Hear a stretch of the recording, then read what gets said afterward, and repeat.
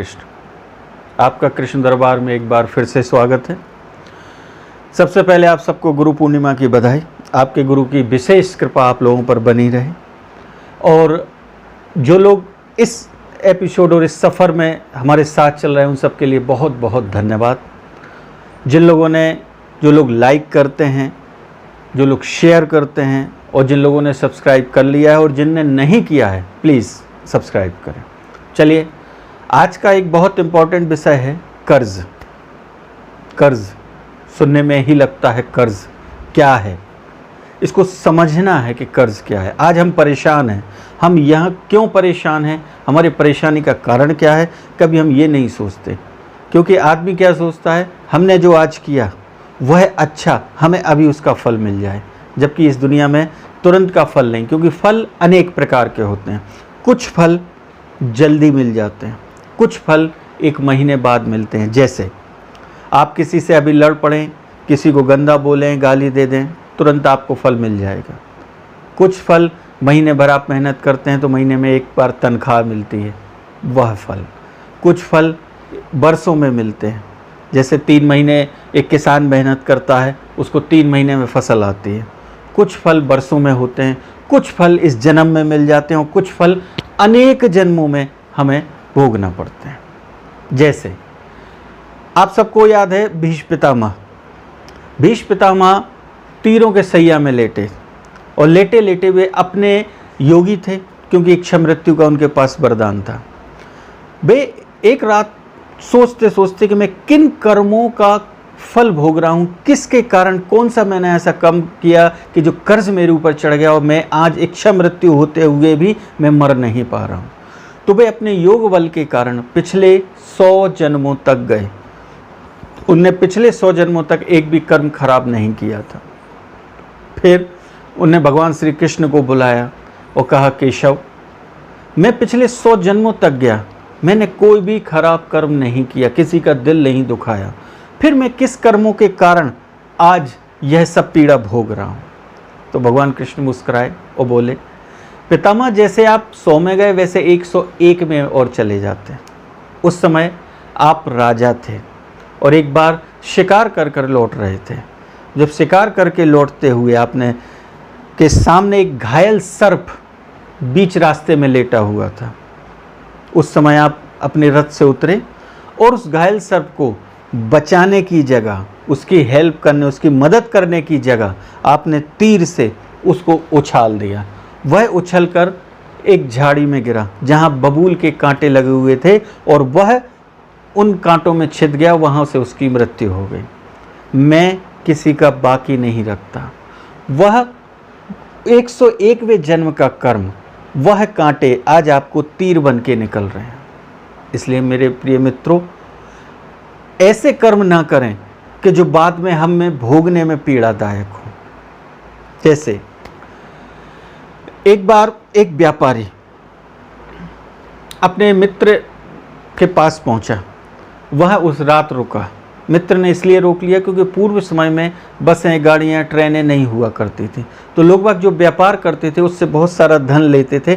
अब शाम होने के बाद चोरों, डाकुओं का उनको परेशानी हुआ करती थी। इस कारण वह किसी न किसी रिश्तेदार, मित्र यार के यहाँ रुक जाया करते थे। उस व्यक्ति की ये विशेषता थी, वह व्यापारी होते हुए पूरा व्यापार उसने पूरे जीवन ईमानदारी से किया और उस ईमानदारी के करते करते करते उसमें एक सिद्धि आ गई थी। वर्षों सत्यता पे चलते चलते जब उसके अंदर एक सिद्धि आ गई कि वह जानवरों की भाषा समझने लगा था, कि जानवर आपस में बातें क्या करते हैं वह सुन लेता था। तो उसके मित्र ने उसको एक रूम दिया, वहाँ वह रुका। आधी रात में, अब चूंकि बहुत सारा धन लिए हुए था, उस धन को लिए हुए उसको नींद नहीं आ रही थी, तो वो इस करवट उस करवट, इस करवट उस करवट पलट रहा था। अचानक उसको आवाज़ आई कि जैसे 2 लोग बातें कर रहे हों। तो वह उन आवाज़ों के पीछे गया। पीछे जाते जाते उसने देखा कि उस जो मित्र थे उसके बाहर 2 बैल बंधे हुए हैं। वह 2 बैल आपस में बातें कर रहे थे। एक बैल रो रहा था, तो दूसरे बैल ने कहा, मित्र आप रो क्यों रहे हो? तूने कहा, मित्र तुमने अभी बताया ना कि कल तुम सुबह चले जाओगे, अब मैं अकेला यहाँ रहूँगा। तो दूसरे मित्र ने कहा देखो भाई, मैंने पूर्व जन्म में इस मालिक, जो इस समय मेरा मालिक है, इससे 50,000 रुपये लिए थे और मैंने नहीं चुकाए। नहीं चुकाने के कारण मैं अगले जन्म में इसके यहाँ बैल बन के आया और इसने मुझे 50,000 रुपये में ख़रीदा था इस जन्म में, और मैं पिछले 10 सालों से इसकी सेवा कर रहा हूँ। कल सुबह 10:30 बजे मेरा कर्जा पूरा हो जाएगा और जैसे ही कर्जा पूरा होगा मुझे इस योनि से मुक्ति मिल जाएगी। तो दूसरा जो बैल था वह कहता है कि तुम्हारा तो कर्जा चुक जाएगा, मैंने अभी पिछले जन्म में इससे 40,000 रुपये लिए थे, लेकिन मुझे इसने अभी ख़रीदा है 6 महीने पहले, मुझे बहुत समय इसकी सेवा करनी पड़ेगी। यह बात जब उस व्यापारी ने सुनी तो उसका माथा ठनका। वह सुबह उठा, सबसे पहले उसने अपने मित्र से कहा, मित्र आज तुम्हारा यह बैल 10:30 बजे मर जाएगा। तो उसने कहा यार ये तो स्वस्थ खड़ा हुआ है, देखो खा रहा है, इसको तो कोई बीमारी नहीं है, कैसे मर जाएगा। तो उसने कहा आप देखो। जैसे ही घड़ी में 10:30 बजे वह बैल खड़े खड़े एकदम से मूर्छित हुआ और उसने दम तोड़ दिया। तो उसका मित्र अचंभित हुआ, अरे तुम्हें कैसे मालूम। तब उसने बताया कि मैं बचपन से जो काम कर रहा हूँ, क्योंकि जो भी हम काम करते हैं यदि उसे पूर्ण ईमानदारी से किया जाए तो ऑटोमेटिक वह काम सिद्ध हो जाता है, उसे सिद्धि प्राप्त होना कहते हैं। कहले मुझे यह सिद्धि आ गई थी कि मैं जानवरों की भाषा समझने लगा हूँ। इसने पूर्व जन्म में तुमसे 50,000 रुपये लिए थे, इसलिए इसने 10 साल तुम्हारी सेवा की है, अब ये चला गया। और यह फला जो दूसरा बैल आपका बचा हुआ है, इसने 40,000 रुपये लिए थे और इसको अभी 6 महीने हुए हैं, तुम एक काम करो इसको भी मुक्त कर दो। तो वो मित्र कहता मैं समझ गया, मैं कल ही इसकी बोली लगा के इसको किसी को बेच दूंगा और कम कीमत में, जिससे इससे कम समय सेवा करनी पड़े और इस योनि से मुक्त हो जाए। तो आपको समझ में आया कर्ज क्या होता है। हम सोचते हैं कि मैंने फला व्यक्ति को बेवकूफ़ बना दिया, उसका इतना पैसा लूट लिया, उसको इतना ले लिया, अब मैं नहीं दूंगा। ये हमारी भूल है, क्योंकि हमें उसका एक एक रुपये का हिसाब देना पड़ेगा, क्योंकि उसके पास न तिल घटे न राई बढ़े, सबका हिसाब रहता है। इसलिए कभी कर्ज ना लें, कोशिश करें न कभी किसी का दिल दुखाएं। भगवान कृष्ण का एक भक्त सदना कसाई, परम भक्त जाति का कसाई था।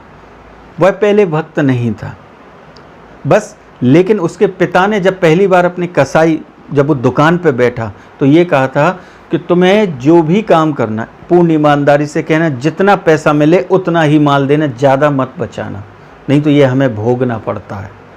तो वह ईमानदारी से यह काम करने लगा। एक समय वह नदी में स्नान करने गया। जब वो नदी में स्नान करके निकला तो उसके हाथ में एक काले कलर का पत्थर वह हाथ में आया।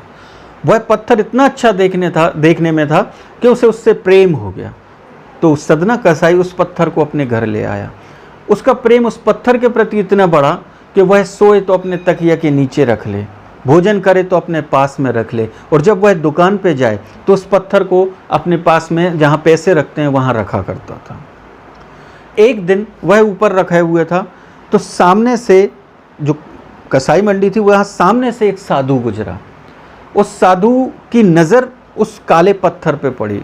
वह अचंभित हुआ और वह साधु आया। अब इस सदना कसाई ने देखा कि एक साधु मेरी दुकान पे क्या करने आ रहा है। तो वह नज़दीक आया, उसने हाथ जोड़े, हे साधु महाराज, हम आपकी क्या सेवा कर सकते हैं? आप हमारी दुकान पे आए हैं, क्या चाहिए आपको? कुछ दान चाहिए? उन्होंने कहा हाँ एक दान चाहिए, दे पाओगे? तो उन्होंने कहा बोलो क्या चाहिए आपको? आपको हम जान भी दे सकते हैं। कहले हमें आपकी जान नहीं चाहिए, मुझे यह पत्थर चाहिए। तो कहले ये पत्थर का क्या करेंगे साधु महाराज? कहले तुम्हारे लिए यह पत्थर है, तुम नहीं जानते यह सालिग्राम है, भगवान का यह रूप है, हम लोग इनकी पूजा करते हैं और तुम इनको अपने तराजू में रखते हो, बराबर का मांस तोलते हो, ये सबसे बड़ा अपराध कर रहे हो। तो वो कहने लगा महाराज मुझे नहीं मालूम था ये भगवान का रूप है और ये भगवान है, तो मुझे क्षमा कर दीजिए। कहले आप ये जो है हमें दे दीजिए। तो अब उसने बड़े बेमन से वह उठाकर दे दिया, क्योंकि वह दानी था। तो वह जब दिया उसने तो साधु महाराज ले गए अपने आश्रम में, उनको गंगा जल से धोया, खूब रोए कि बताओ प्रभु लोग बाग आपकी क्या हालत कर रहे हैं जानकारी ना होने के कारण। और जैसे ही वह सोए तो रात्रि में स्वप्न में उन साधु महाराज को एक दिव्य प्रकाश दिखाई दिया। उस दिव्य प्रकाश में से आवाज़ आई कि हे साधु, तुम जाओ, मुझे वापस सदना कसाई के पास पहुंचा दो। तो वह कहते हैं साधु महाराज, प्रभु वो तो आपका गलत दुरुपयोग कर रहा है, वो तो आपको तराजू में रख के बराबर के मांस तोलता है। तो भगवान मुस्कुराए और हंसते हुए कहते हैं, देखो साधु महाराज, वह अज्ञानी था, लेकिन मैं आदमी के कर्मों पे विशेष ध्यान नहीं देता, क्योंकि हर आदमी अपने कर्म की भोगता है, लेकिन उसे मुझसे प्रेम हो गया है। जब से तुम उसको मुझसे दूर लेकर आए हो, उसने भोजन तो ठीक है, पानी भी नहीं पिया, और अभी इधर करवट बदल रहा है रात में, जाओ मुझे वहाँ छोड़ दो। तो साधु महाराज गए, उनने जाके वह दिया और कहने लगे, भैया सालिग्राम है, इनकी सेवा करो। तो वह अति प्रसन्न हुआ, फिर उसने भोजन किए और सो गया। दूसरे दिन एक घटना होती है उसके साथ घटित कि शाम का समय था, वह दुकान बंद करके आया और आकर जैसे ही सोने की तैयारी कर रहा था, किसी ने उसकी सांकल को खटखटाया। उसने सांकल खोली तो एक पड़ोसी था। पड़ोसी कहने लगा, भैया हमारे यहाँ मेहमान आए हैं, एक बकरा काट दो। तो सदना कसाई कहता, अरे तुम्हें मालूम है सूर्यास्त के बाद हिंसा नहीं करता, मुझे भली प्रकृति ने कसाई बनाया, लेकिन मेरा भी एक नियम है। तो कहने लगे, भैया मैं मानता हूँ, लेकिन आप ये बताओ इतनी रात को कहाँ सब्जी मिलेगी? तुम ही कहते हो अतिथि देवो भव, तो एक दे दो काट के। तो उसने यह बात मानी, तो उसने अपने एक बका उठाया और बकरे के पास पहुँचा। जैसे ही पहुँचा और बकरे को काटने के लिए उसने हाथ उठाया है, तो बकरा हंसने लगा। तो वो कहने लगा, अरे तू हंस रहा है, मनुष्य की तरह हंस रहा है, क्यों हंस रहा है? तो बकरा कहता है, हे सदना, मैं इसलिए हंस रहा हूं कि तू कई बार मुझे काट चुका है और मैं कई बार तुझे काट चुका हूं। तू मुझे काटेगा, अगले जन्म में मैं तुझे काटूंगा, फिर तू मुझे काटना, मैं तुझे काटूंगा। ये क्रम चलता रहेगा, इसकी कभी भरपाई नहीं होगी, ना हम मुक्त होंगे ना तुम मुक्त होंगे। यह सुनते ही सदना कसाई की आत्मा जागृत हो जाती है, उसके हाथ से वह बका छूटता है और वह फिर समस्त जीवन के लिए एक कसाई का कर्म छोड़ देता है। एक दिन वह व्यापार के लिए दूसरे राज्य पहुंचा। जब वह दूसरे राज्य पहुंचा तो उसने बहुत सा धन इकट्ठा किए हुए था। जब वह तगादा करके लौट रहा था तो शाम का समय होने लगा। उसने देखा कि उसे प्यास लगी है, तो वह पहुंचा तो एक कुआं पर कुछ महिलाएं पानी भर रही थीं। तो वो पहुंचा, देवी प्यास लगी है, पानी मिलेगा? तो एक स्त्री ने कहा, हाँ बैठ जाओ। तो उसने ऐसे हाथ किया और उसने देवी ने पानी पिलाना चालू किया। पानी पीने के बाद वो फ्री हुआ, कहने लगा, देवी यहाँ कोई सराय या धर्मशाला है आपके यहाँ जिससे रात में रुक सकूँ? तो वह स्त्री कहती है कि नहीं, यहाँ कोई सराय धर्मशाला नहीं है, लेकिन आप हमारे घर चलो, हमारे घर रुक सकते हो। उन्होंने कहा, देवी आप हमें जानते भी नहीं हैं। अब वह स्त्री उसके हिष्ट पुष्ट शरीर को देखकर मोहित हो गई थी। तो उसने कहा, घबराइए नहीं, आप हमारे यहाँ चलो, हमारे पतिदेव हैं, आप भोजन करना और सुबह चले जाना। वह मान गया और वह चला गया। जब वह पहुँचा और रात में सोया हुआ था तो अचानक वह स्त्री उसके सामने आके खड़ी हो जाती है और वह कहती है कि तुम मुझे अपना लो। तो वो घबरा गया, कहने, देवी क्या कर रही हैं आप? आपके घर में पतिदेव हैं और आप हमसे ऐसी बातें कर रही हैं, आपको शर्म आना चाहिए। तो वह स्त्री कहती है, अच्छा मेरे पति हैं, इस कारण तुम मुझे नहीं अपना रहे हो। वो गई और उसने एक बका उठाया और उसने गर्दन काटी और अपने पति की ले आई कि लो ये हम ले आए, अब तो मेरा पति भी मर गया, अब तो मुझे अपना लो। तो सदना कहता है, आप पागल हो गई? वो कांप गया ऊपर से नीचे। तब वह स्त्री ने कहा, नहीं अपनाओगे। उसने शोर मचाया, शोर मचा के तुरंत वहाँ लोग बाग इकट्ठे हुए, उसे राजा के पास ले जाया गया। राजा ने कहा, तुम्हें अपने बचाव पक्ष में कुछ कहना है? तो कहने लगा, उसने सोचा मन में, सदना कसाई ने, यदि मैं यह स्त्री की गलती बताऊंगा तो कल के दिन कोई भी अपनी पत्नी पे भरोसा करना बंद कर देगा, इसलिए उसने कहा मुझे अपने बचाव पक्ष में कुछ नहीं कहना। तब जाके राजा ने कहा, जिस हाथ से इसने इसके पति की गर्दन काटी उस हाथ को काट दिया जाए। तो सदना के उस हाथ को काट दिया गया। जब सदना वहाँ से लौटा और एक समय अंतिम समय जब आया तो अंतिम समय वो भगवान से प्रार्थना करता है कि प्रभु मुझे दर्शन दो, मुझे जीवन के कुछ प्रश्नों का जवाब आपसे मांगना है। तो भगवान ने की आवाज़ आई, कहने बोलो सदना क्या पूछना चाहते हो? तो उसने कहा, प्रभु यह सब मेरे साथ क्यों हुआ, मेरा हाथ क्यों काटा गया? तब भगवान ने कहा सदना पूर्व जन्म में जाओ, मैं तुम्हें दिखाता हूँ, आंख बंद करो। जैसे ही सदना ने आंख बंद की तो उसने देखा कि पूर्व जन्म में वह एक साधु था और वह अपने ध्यान में बैठा हुआ था। उसके सामने से एक दौड़ते हुई गाय निकली। जब वह गाय निकली उसके पीछे पीछे एक आदमी आया तो साधु से पूछता है, हमने कहा प्रणाम। तो वह व्यक्ति पूछता है, आपने यहाँ कहीं मेरी देखी है? तब साधु महाराज ने कहा, क्योंकि वह जाप कर रहे थे, उनने ऐसा इशारा कर दिया हाथ का। बस भगवान कहते हैं वह अपराध था।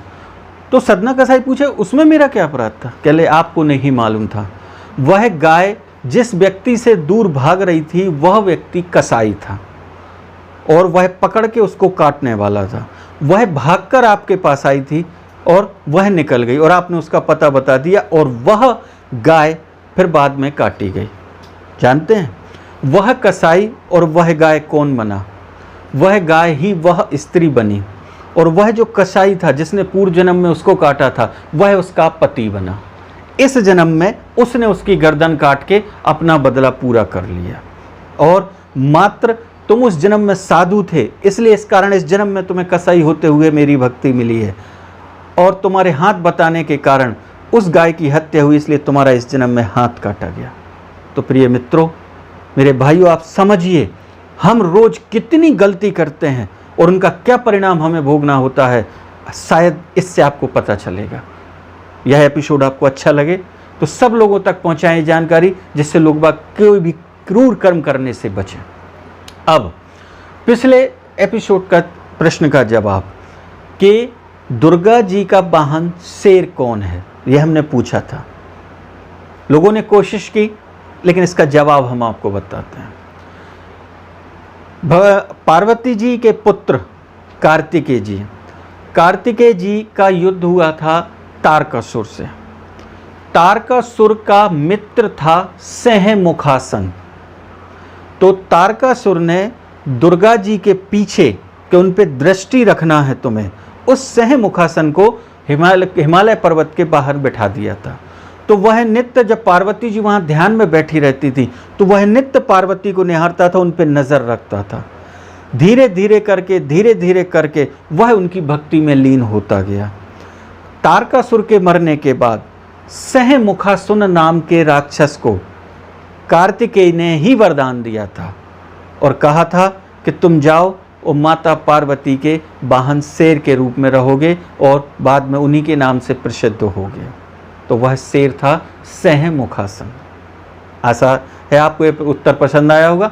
अब हमारा अगला प्रश्न है, रामायण में सुंदरकांड में जब हनुमान जी ने सीता जी के पास पहुंचकर अशोक वाटिका में जो भगवान राम की दी हुई मुद्री दिखाई तो सीता जी ने भरोसा किया कि यह रामचंद्र जी द्वारा भेजे हुए हैं।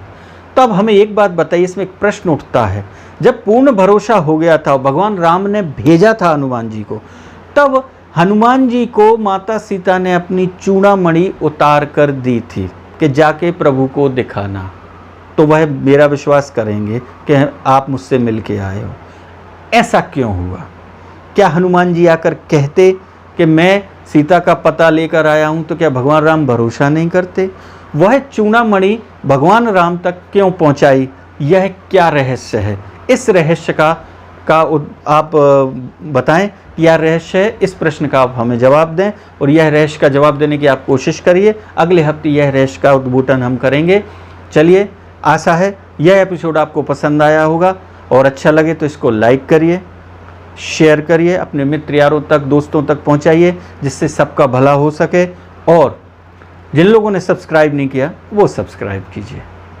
धन्यवाद। भगवान आपकी सारी मनोकामनाएं पूरी करें, इसी आशा के साथ। जय श्री कृष्ण।